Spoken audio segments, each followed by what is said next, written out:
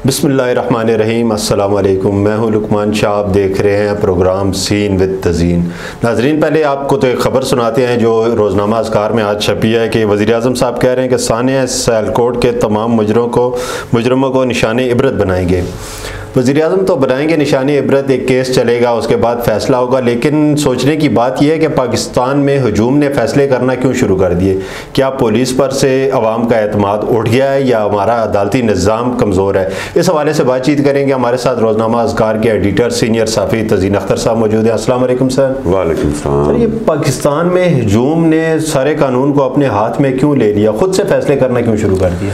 जी, बिस्मिल्लाहिर्रहमानिर्रहीम। अस्सलाम वालेकुम नाज़रीन। बहुत अहम मौजू का इंतखाब किया है आपने, और ये जो मैं इसको कहता हूँ हजूम का जुनून है, मॉब मेनिया है ये, जो कि पाकिस्तान में खुलकर खेल रहा है, बल्कि भंगे डाल रहा है और चैलेंज कर रहा है हमारे तमाम इदारों को, उन इदारों को जो कि इंतज़ामी नस्मो नस्क के नाम के ऊपर हमारे ऊपर हुक्मरानी भी करते हैं और हमसे टैक्स दर टैक्स हमारे माल में से हिस्सा भी वसूल करते हैं और अपने अलल्ले तलल्लू पे उड़ाते हैं। लेकिन हमें बदले में जो सो कॉल्ड नाम नहाद इंतज़ामी नज़्मो नस्क है, उसका अशरे शीर भी वो देने में कामयाब नज़र नहीं आ रहे। हजूम के जुनून ने ये बात साबित कर दी है। और हजूम का जो जुनून है, ये सियालकोट का तो वाक़या इतना बड़ा था ना कि वो बहुत ऊपर चला गया, लेकिन दीगर वाक़यात भी हुए हैं इसी वीक में।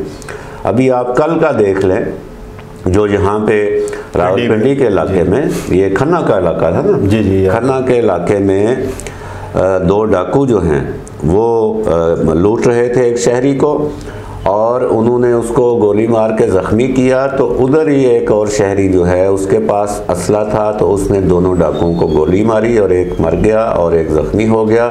उसके बाद पुलिस तशरीफ़ लाई और उन ज़ख्मी को और डेड बॉडी को वो अपने साथ ले गई। फैसलाबाद में भी एक वाक़या हुआ है इसमें। जी बिल्कुल। फिर फैसलाबाद में आज का वाक़या है ताज़ा।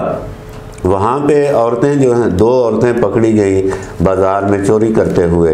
ये इल्ज़ाम है ताजरों का। ताजरों ने खुद ही उनको वहीं पे फैसला सुनाया, वहीं पे उनको सज़ा देना शुरू कर दी। एक तो उनको तशद्दुद किया, मारपीट की, और फिर उनके अल्लाह माफ़ करे कि कपड़े भी उतरवा दिए बाज़ार के अंदर। ये हाल है इस मुल्क पाकिस्तान का, जो कि इस्लाम के नाम पर कायम हुआ था और जहाँ पे हमें एक अच्छी फलाही रियासत कायम करना थी, और ये इस हाल तक ये पहुँच गई है। तो हजूम का जुनून जो है वो हर जगह हमें नज़र आ रहा है। माजी में वो मशाल वाला वाक़या ले लें, मशाल को भी हजूम ने मारा। अभी ये कह रहे हैं वज़ीर-ए-आज़म जी निशाने इबरत बना देंगे जी। इन्होंने निशाने इबरत बनाने का ये बयान जो है, ये कितने मौक़ों पे दिया? ये तो इन्होंने साहिवाल पे भी दिया था, जहाँ पे बच्चों के सामने वालिदैन मार दिए गए, हमारे सिक्योरिटी इदारों ने मारे। कोई वो डाकू नहीं था, कोई और नहीं था। उससे पहले दो भाई सियालकोट में, उससे पहले जो इसी सियालकोट में दो भाई जो हैं स्टूडेंट थे, उनको इसी तरह हजूम ने जिस तरह कत्ल किया और फिर बेहुरमती की लाशों की, उनकी माँ जो है वो आज तक उसकी बददुआएं को, उनमें से कौन सा फांसी पे लगा है? सब आज़ाद हो गए, निकल गए, फिर माशरे में वो दंदनाते फिर रहे हैं। और अब आगे मज़ीद किस किस को निशाना बनाते हैं ये लोग, ये हजूम जो है वो अब हम देखते हैं। अच्छा, इनकी कोई ख़ास नफ्सियात होती है या इनकी डोरियाँ किसी हाथ में होती हैं, हिलाई जाती हैं, या अपनी कोई नफ्सियात होती है हजूम की? देखें, जो हजूम है ना, अभी चूँकि हम हजूम पे बात कर रहे हैं, ये जो साजिश वाला है ना, इसमें भी कहा जा रहा है जी इंडिया की साजिश है और पता नहीं कुछ सियासी साजिश। भाई कुछ खुदा का खौफ करें, हर मामले में आप ये ढूंढते हैं। ये वाक़या जो है हमारे सामने बिल्कुल क्रिस्टल क्लियर आ चुका है, हर चीज़ सामने वाज़े है, ठीक है। अब ये सारे बंदे जो हैं ये इंडिया के थे? बिल्कुल नहीं हो।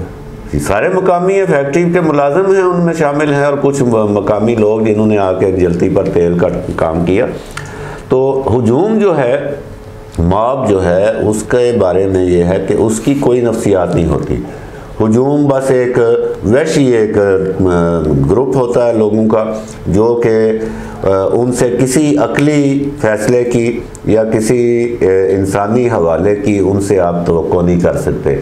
हुजूम जो है जैसे नाम से भी ज़ाहिर है, अब उसमें एक नारा लग गया कि मार दो और जला दो, तो अब सारा हुजूम जो है वो उसी समत में रवां हो जाता है।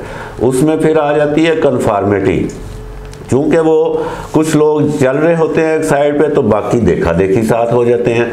उनमें से किसी के अंदर बहुत से लोग ऐसे होंगे जो ये समझ रहे होंगे कि ये गलत कर रहे हैं, लेकिन वो अपनी जान के खौफ से नहीं बोलेंगे और उनका साथ देंगे। इसको कन्फॉर्मिटी कहते हैं। तो हुजूम की ये नफ्सियात होती है। हुजूम जो है वो कभी कोई अच्छा फैसला नहीं कर सकते। इसको हम पुलिस पे आदम एतमाद कहेंगे, अदालती निज़ाम पे एक सवालिया निशान कहेंगे, क्या ये इसे क्या किस्सा लोगों का खौफ ख़त्म हो गया? इसका मतलब है कानून नाफिज करने वाले इदारों पर से खौफ ख़त्म होने से ज़्यादा मैं कहूँगा कि एतमाद ख़त्म हो गया है। और ये बात ज़्यादा तशवीशनाक है हमारी पुलिस के लिए, हमारी अदालत के लिए, हमारी हुकूमत के लिए। आपने बिल्कुल सही निशानदेही की कि इन तीन इदारों का खौफ भी ख़त्म हो गया है और इन पर एतमाद भी ख़त्म हो गया है। अब ये तीन इदारे ऐसे हैं कि जब इनकी रिट ख़त्म हो जाए और लोग इन पर एतमाद करना छोड़ दें, अब इल्म सियासियात, सिविक्स के जो तालिब इल्म हैं और पॉलिटिकल साइंस के, वो बखूबी समझ सकते हैं कि मैं क्या कहने जा रहा हूँ। तो फिर आपकी रियासत जो है वो नाकाम रियासत है, क्योंकि रियासत जो है वो कोई एक बुत नहीं होती, वो कोई एक डेकोरेशन नहीं होती, वो कोई एक तलवार नहीं होती। रियासत होती है इदारे, और रियासत के इदारों में चूँकि अवाम जो हैं वो अपने कुछ हुकूक कुछ लोगों को सुपुर्द कर देते हैं कि ये हमारे हुकूक आप ले लें, लेकिन इसके बदले में आप एक इंतज़ाम कायम करें, एक सिस्टम जिसको मैं नज़्म नस्क कह रहा हूँ, एक गवर्नेंस दें। तो गवर्नेंस में और इंतज़ाम में पुलिस का बुनियादी काम है, फिर पुलिस केस अदालत का है और अदालत के बाद हुकूमत का है। तो अब जब इन तीनों पर अदम एतमाद कर दिया, हुजूम ने खुद फैसले शुरू कर दिए, तो इसका मतलब है कि ये तीनों जो हैं ये बुरी तरह नाकाम हो चुके हैं। और इसका अगला मतलब ये है कि अब हमें देखना है कि हमें रियासत को कामयाब साबित करना है या नहीं।